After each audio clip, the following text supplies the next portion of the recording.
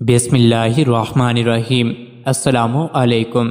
روزانہ واقعات سننے کے لیے اس چینل کو سبسکرائب کریں۔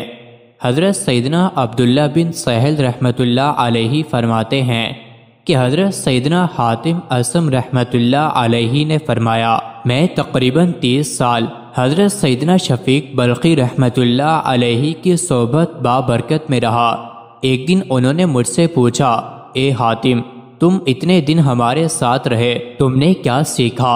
میں نے آپ رحمت اللہ علیہ کی صحبت میں رہ کر جو اہم باتیں سیکھی تھیں وہ بیان کرنی شروع کر دی اور کہا، جب میں نے غور کیا تو معلوم ہوا کہ میرے رزق کا مالک اللہ رب العزت ہے، میرے حصے کا رزق اسی کی ملکیت میں ہے، تو میں اللہ رب العزت کے علاوہ تمام مخلوق سے بے نیاز ہو گیا۔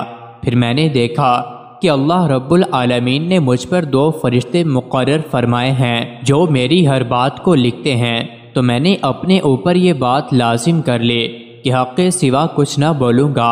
پھر میں نے غور کیا کہ مخلوق کی نظر ظاہر پر ہوتی ہے اور اللہ عز و جل انسان کی باطنی کیفیت کو دیکھتا ہے، تو میں نے اپنے باطن کی اصلاح میں تنگ و دو شروع کر دی اور لوگوں سے پہلو تہی اختیار کر لی۔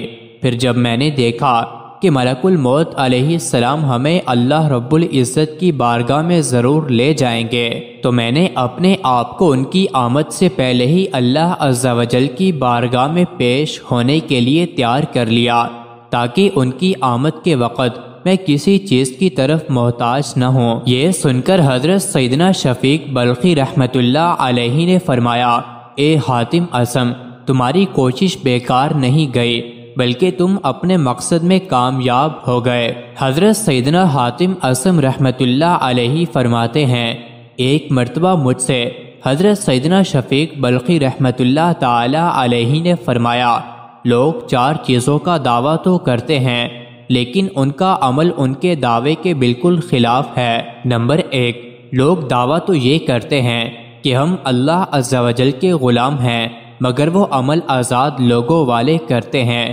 نمبر 2، ان کا دعویٰ تو یہ ہے کہ ہمارے رزق کا کفیل اللہ رب العزت ہی ہے، لیکن وہ اس بات پر مطمئن نہیں ہوتے۔ نمبر 3، ان کا دعویٰ تو یہ ہے کہ آخرت کی زندگی دنیاوی زندگی سے بہتر ہے، لیکن پھر بھی وہ دنیا کامل جمع کرنے میں سرگردہ ہیں۔ نمبر 4، ان کا دعویٰ تو یہ ہے کہ موت برحق ہے، لیکن ان کے اعمال ایسے ہیں جیسے انہوں نے مرنا ہی نہیں۔ حضور صلی اللہ علیہ وسلم نے فرمایا، تم سے پہلے لوگوں میں سے ایک شخص تھا جو ایک پرندے کے گھونسلے میں سے اس کے بچے نکال لیا کرتا تھا۔ اس پرندے نے اللہ تعالیٰ سے شکایت کی۔ اللہ تعالیٰ نے فرمایا کہ اگر آئندہ ایسا کرے گا تو اس کو ہلاک کر دیا جائے گا۔ چنانچہ وہ شخص سیڑھی لے کر اس پرندے کے بچے کو نکالنے جا رہا تھا جیسا کہ پہلے جاتا تھا۔ جب یہ بستی کے کنارے پر پہنچا تو اس کو ایک سائل ملا۔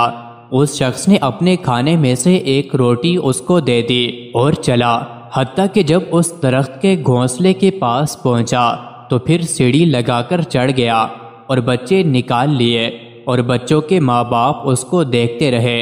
پھر انہوں نے عرض کیا، اے رب، آپ نے وعدہ کیا تھا کہ اگر وہ دوبارہ آئے گا تو اس کو ہلاک کر دیا جائے گا۔ حالانکہ وہ دوبارہ آیا اور بچے نکال کر لے گیا اور ہلاک نہیں ہوا، تو اللہ تعالیٰ نے ان دونوں پرندوں کو وحی بھیجی، کیا تم کو خبر نہیں ہے میں اس آدمی کو جو صدقہ دیتا ہے، اس دن جس دن اس نے صدقہ دیا ہو اس کو بری موت کے ساتھ ہلاک نہیں کرتا۔